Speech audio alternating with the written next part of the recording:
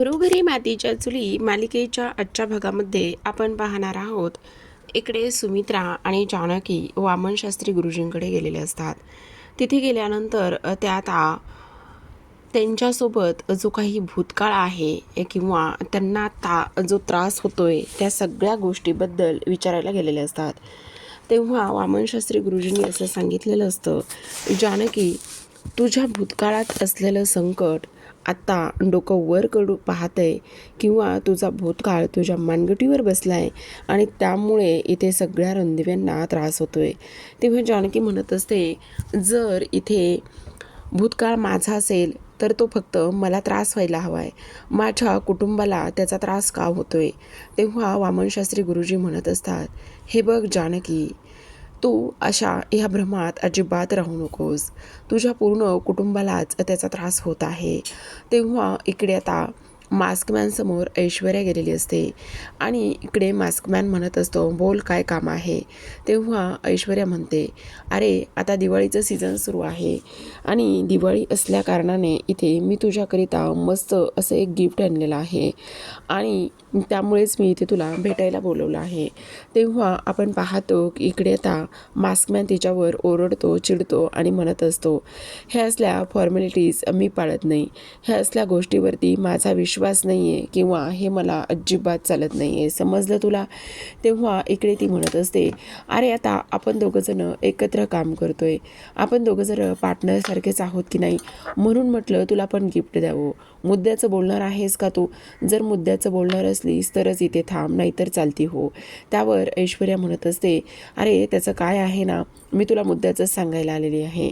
इकडे रणदिवे एका नवीन बिझनेससाठी लोन घेत आहेत, लोन शोधत आहेत आणि त्यांना नवीन बिझनेस करायचा आहे, म्हणूनच ती लोक आता लोनच्या शोधामध्ये आहेत. म्हणून म्हटलं तुला ही एक गोष्ट सांगावी. तेव्हा लगेच आता इकडे तो म्हणत असतो, ती लोक काही जरी केलं तरीसुद्धा नवीन बिझनेस करू शकणार नाहीत. तर आपण पाहतो की इकडे आता वामनशास्त्री गुरुजी म्हणत असतात, जानकी, मी ज्या काही गोष्टी सांगतोय त्या तू नीट ऐक. हे बघ, तुझा भूतकाळ इथे डोकं वर काढू पाहतोय आणि तुझ्या भूतकाळाचा इथे आता सगळ्यांना त्रास होतोय. तेव्हा जानकी म्हणते, यावरती काय उपाय असेल गुरुजी. त्यावर गुरुजी म्हणत असतात, हे बघ जानकी, आता तू तुझा सगळा भूतकाळ आठवण्याचा प्रयत्न कर. तुझ्या भूतकाळामध्ये अशी एखादी गोष्ट, अशी एखादी वस्तू झाली होती का की इथे ज्यामुळे तुला त्रास झालेला होता. आणि त्याहूनही सगळ्यात महत्त्वाचं म्हणजे मला एक गोष्ट सांग, इथे असं तुझ्यासोबत कोणाचं भांडण, कोणासोबत वैर वगैरे हे सगळ्या गोष्टी झाल्या होत्या का की त्या आता इथे भूतकाळामध्ये डोकं वर काढू पाहत आहेत.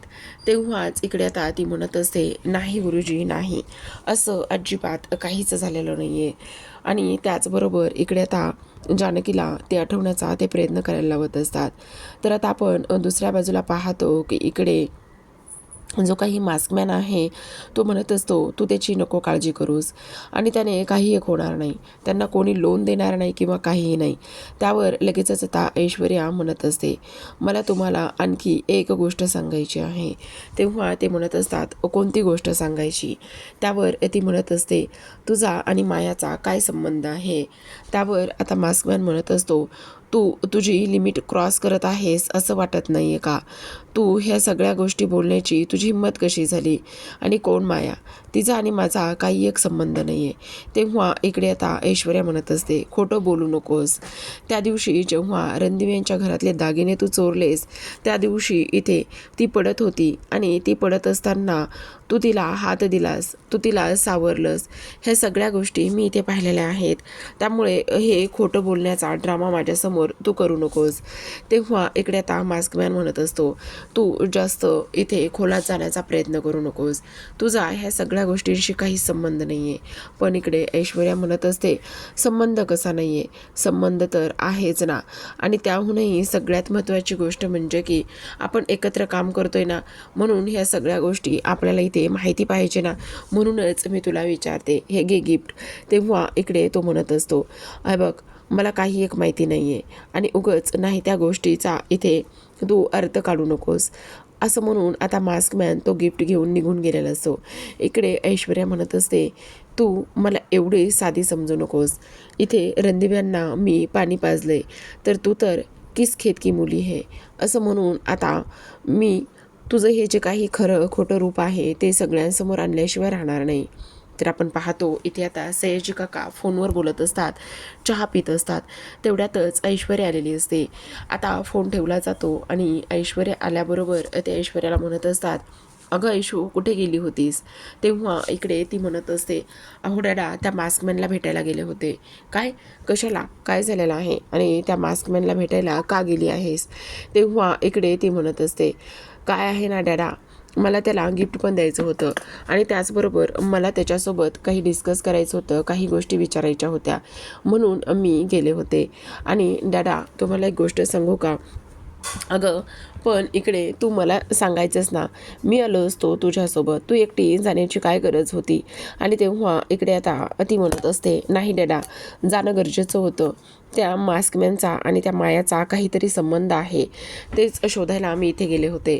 तो एवढे पैसे मला देतोय आणि म्हटल्यानंतर इकडे काहीतरी गुपित आहेत ते शोधायचं होतं. तेव्हा सयाजी काका म्हणतायत, अगं पण तू ह्या सगळ्या गोष्टी मला एकदा सांगायला हव्या होत्यास ना. नका डॅडा काळजी करू, त्या मायावर आणि मास्कमॅनवर आपला माणूस इथे लक्ष ठेवून आहे. तो नक्कीच त्याचं काम करेल. त्या मायावर आणि मास्कमॅनवरती एक गुपित किंवा गुप्तहेर मी पाठवलेला आहे, जेणेकरून तो सगळ्या गोष्टींची अपडेट आणि खबर मला देत राहील. तर आपण पाहतो की इकडे आता लगेचच त्या मुलाने इथे मास्कमॅन आणि माया भेटलेले काही फोटोज पाठवलेले असतात. तर दुसऱ्या बाजूला आपण वळूयात. दुसऱ्या बाजूला ऋषिकेश, सौमित्र, अवंतिका इथे कोणाकडून कर्ज किंवा लोन मिळतंय का? तर आता आपण पाहतो की इकडे लगेचच ऐश्वर्या म्हणत असते, हो डॅडा मी अगदी बरोबर बोलत आहे. तर इकडे जो ऋषी आहे तो मात्र थोडासा अस्वस्थ झालेला असतो, कारण इकडे जे लोक ज्यांच्याकडून कर्ज घ्यायचं असतं ते लोक म्हणत असतात, जर तुम्ही इथे व्याजाचा एकही हप्ता चुकवला तर तुमच्याकडून दुप्पट इथे मी व्याज घेईल. जर तुम्हाला ह्या गोष्टी मान्य असतील तरच तुम्ही ते माझ्याकडून लोन घेऊ शकता, नाहीतर मी तुम्हाला लोन देऊ शकत नाही. आता इकडे जो काही आपला ऋषी आहे तो अस्वस्थ झालेला असतो, तर सौमित्र मात्र त्याला इथे समजवण्याचं काम करतो. तो म्हणत असतो, दादा नको काळजी करूस, हे बघ काळजी करण्याची काहीच गरज नाही आहे. सगळ्यात महत्त्वाचं म्हणजे की इथे आपण ह्या सगळ्या गोष्टीतून मार्ग काढू. तेव्हा ऋषिकेश म्हणत असतो, अरे पण एक गोष्ट तुझ्या लक्षात येते का? आपण एवढा महिन्याला त्याला हप्ता कसा देणार आहोत आणि काय करणार आहोत मला समजत नाही. तेव्हा इकडे आता लगेचच जो काही सौमित्र आहे तो म्हणतो, दादा ह्या सगळ्या गोष्टीतून काहीतरी पर्याय निघेल. अरे पण काय पर्याय निघणार आहे सौमित्र? आपल्याला आत्ता बिझनेस करायचा आहे आणि आत्ता बिझनेस करण्यासाठी आपण ह्या सगळ्या गोष्टी इथे करत आहोत की नाही. तेव्हा आपल्याला आत्ता ह्या सगळ्या गोष्टीबद्दल विचार करणं तेवढंच गरजेचं आहे, असं सुद्धा आता इकडे ती लोक बोलत असतात. तर आपण पाहतो की इकडे दादा हे बघ, एवढं तर कर्ज आपण नाही घेऊ शकत आणि जर एवढं कर्ज घ्यायचं म्हटलं तर आपल्याला ते फेडणंसुद्धा कठीण जाणार आहे. तर इकडे आता वामनशास्त्री गुरुजी त्याच गोष्टी इथे सांगत असतात. ते म्हणत असतात, हे बघ जानकी, जोपर्यंत तू तुझा भूतकाळ आठवत नाहीस किंवा जोपर्यंत तुझ्या भूतकाळाबद्दल इथे मला सांगता येणार नाही तोपर्यंत मी त्याच्यावरती उपाय सांगू शकत नाही. जानकी काहीही कर, पण इथे तुझा जो काही भूतकाळ आहे तो इथे तू शोधून काढण्याचा प्रयत्न कर. जर तुला तुझा भूतकाळ सापडला आणि जर तुझ्या भूतकाळातलं जे सत्य आहे ते इथे समोर आलं तर मग बऱ्याच गोष्टी इथे सोयीनुसार होतील. तेव्हा जानकी म्हणत असते, नाही गुरुजी नाही, मला काहीच आठवत नाही आहे. माझा असा कोणताच भूतकाळ नाही आहे आणि कोणताच भूतकाळ नसल्यामुळे मी इकडे तो नाही आठवू शकत किंवा मला नाही आठवता येत, असं सुद्धा आता इकडे ती बोलत असते. तेव्हाच आपण पाहतो की आता इकडे गुरुजी म्हणत असतात, जानकी तू तुझ्या डोक्याला अजिबात ताण देत नाही आहेस. तू तुझ्या डोक्याला थोडाच तरी ताण दे ना, आणि थोडा जरी ताण दिलास ना तरी तुला सगळं काही आठवेल. हे बघ हे पेन घे आणि हे पेन घेऊन इथे तू त्या सगळ्या गोष्टी इथे आठवण्याचा प्रयत्न कर. जर इथे सगळ्या सगळ्या गोष्टी इथे आठवण्याचा प्रयत्न केलास ना तर इकडे सगळं काही व्यवस्थित होईल आणि सगळ्या प्रश्नांची उत्तरं इथे मिळतील, असंच आता इकडे ती बोलत असते. तेव्हा इकडे आता आठव जानकी आठव, पण आता जानकीला इकडे डोळे बंद करायला लावलेले असतात आणि डोळे बंद केल्यानंतर आपण पाहतो की आता जानकीच्या हातामध्ये पेन दिलेलं असतं आणि जानकीच्या हातामध्ये पेन दिल्यानंतर आता जानकीला तो भूतकाळ इथे लिहायला सांगितलेला असतो. जेव्हा जानकीला तो भूतकाळ इथे लिहायला सांगितलेला असतो तेव्हा जानकी डोळे बंद करते आणि इकडे वामनशास्त्री गुरुजी एक एक करून प्रश्न विचारत असतात. एक एक करून प्रश्न विचारल्यानंतर इकडे जानकी म्हणत असते, नाही गुरुजी, मला काहीच कळत नाही आहे, मला माफ करा, पण मला इथे काहीच आठवण्याचा प्रयत्न होत नाही आहे किंवा ते जमतसुद्धा नाही आहे, होत नाही आहे, असं सुद्धा आता इकडे ती बोलत असते. आता हे सगळं काही बोलल्यानंतर आपण पाहतो की आता काही जरी झालं ना तरीसुद्धा इकडे जानकी म्हणत असते, गुरुजी, मला दुसरा काहीतरी उपाय मार्ग असेल तर सांगा, मी तो करण्यासाठी तयार आहे, पण मला डोक्याला किती ताण दिला तरीसुद्धा काहीच आठवत नाही आहे, मी काय करणार आहे, असं जानकी इकडे बोलत असते.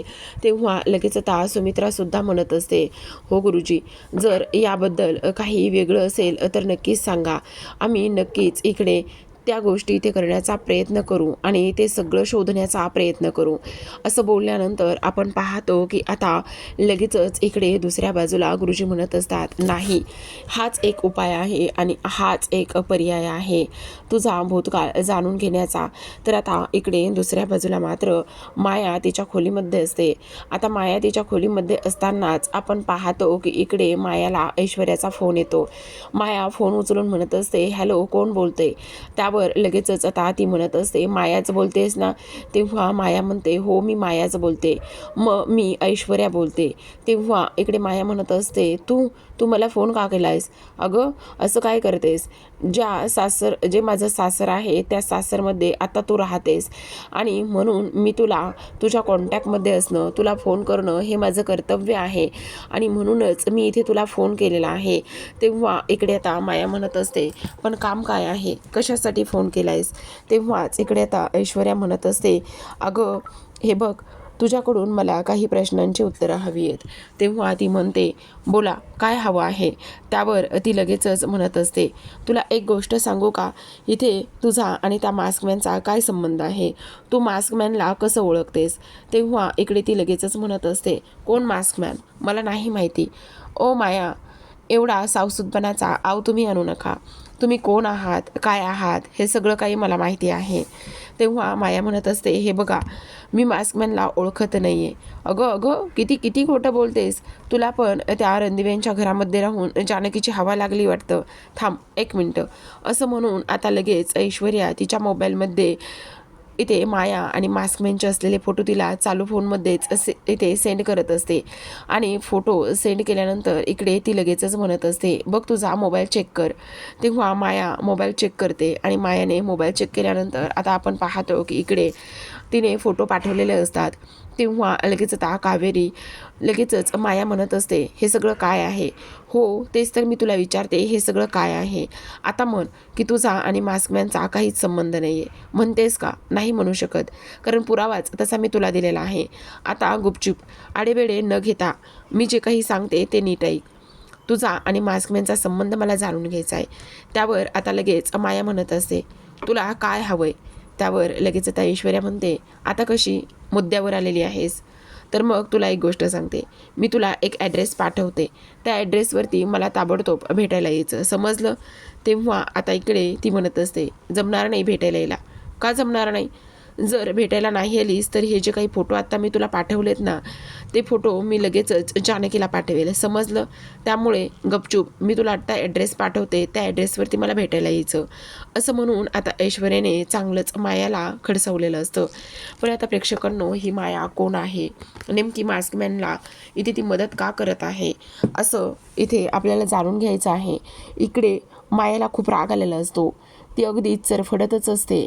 ती विचार करत असते की हिला कसं समजलं, त्याचबरोबर हिला माझ्यावर संशय कसा आला, ह्या सगळ्या गोष्टींचा इथे आता ती विचार करत असते. तर आता आपण प्रेक्षकांना पाहतो इकडे दुसऱ्या बाजूला जानकीने तिचा भूतकाळ, त्याचबरोबर इकडे काही गोष्टी झालेल्या आहेत का हे सगळं खूप जास्त आठवण्याचा खूप प्रयत्न केलेला असतो, पण तिला काहीच आठवलेलं नसतं. आता वामनशास्त्री गुरुजी शेवटी म्हणत असतात, जानकी, तू तुझ्या डोक्याला अजिबात ताण देत नाहीयेस. अगं, हे सगळं काही आठवण्यासाठी स्वतःच्या डोक्याला ताण देणं खूप जास्त गरजेचं आहे. मग तोच तू इथे ताण देत नाहीयेस म्हटल्यावर कसं होणार आहे? तुला मी किती वेळा सांगितलंय की तुझ्या डोक्याला ताण दे. जोपर्यंत तू तुझ्या डोक्याला ताण देत नाहीस तोपर्यंत इथे जो काही भूतकाळ आहे तो तुला आठवणार नाही. आणि हे बघ, आता इकडे लगेचच सुमित्रा म्हणत असते, हे बघा गुरुजी, जर तिला नसेलच तसं काही आठवे तर आपल्याकडे दुसरा पर्याय नाही आहे का? आपण दुसरा पर्याय इथे शोधून काढू शकतो ना. तेव्हाच गुरुजी म्हणत असतात, जर तसं असतं तर मी तशा सगळ्या गोष्टी इथे केल्या असत्या ना.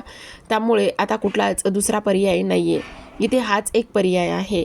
तर आता आपण पाहतो की इकडे आता जी काही आपली माया आहे ती माया ऐश्वर्याने पाठवलेल्या ॲड्रेसवरतीच इथे तिला भेटायला निघालेली असते. आणि त्या ॲड्रेसवरती भेटायला निघाल्याच्या नंतर इथे आपण पाहतो की जी काही ऐश्वर्या आहे ती तिला म्हणत असते, वाव माया, गुड गर्ल, खरंच मला वाटलं होतं तू नक्की येशील म्हणून, कारण तुला यावंच लागणार होतं. तुझ्याकडे कुठला पर्यायसुद्धा शिल्लक नव्हता आणि मला खात्री होती की तू नक्की येशील म्हणून.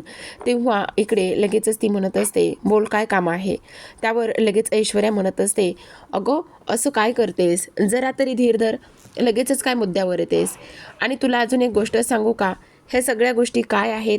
त्यावर लगेच म्हणते, कोणत्या गोष्टी? अगं तुझा आणि मास्कमॅनचा संबंध, त्याबद्दलच आपण इथे बोलतोय ना, त्याबद्दलच आपण इथे जाणून घेण्याचा प्रयत्न करतोय ना. पण इकडे आता माया म्हणत असते, हे बघा तुमचा काहीतरी चुकीचा गैरसमज होतोय. माझा आणि मास्कमॅनचा काही एक संबंध नाही आहे. मी त्या मास्कमॅनला अजिबात ओळखत नाही आहे. तुम्हाला असं का वाटतंय? ऐश्वर्या म्हणते, अरे रे रे, पुन्हा आणखी तेच बोलतेस तू.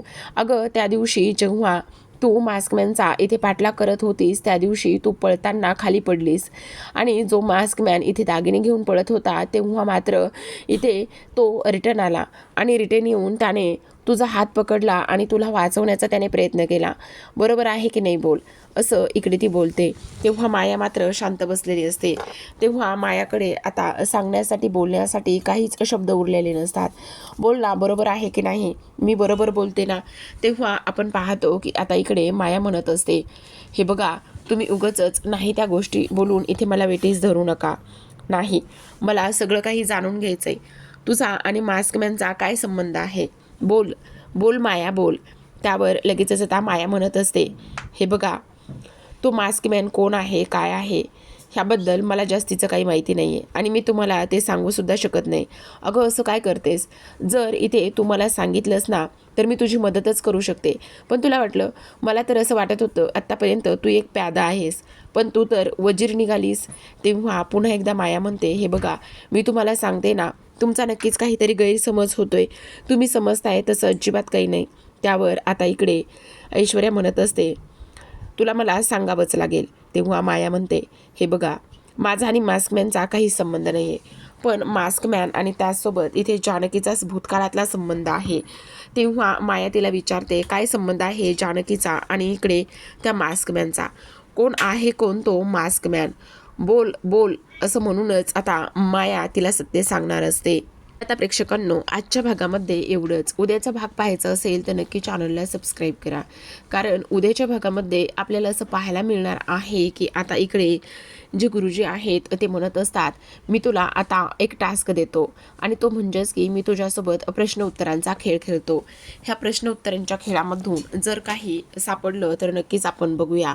असं म्हणून आता गुरुजी प्रश्न उत्तर विचारायला सुरुवात करतात.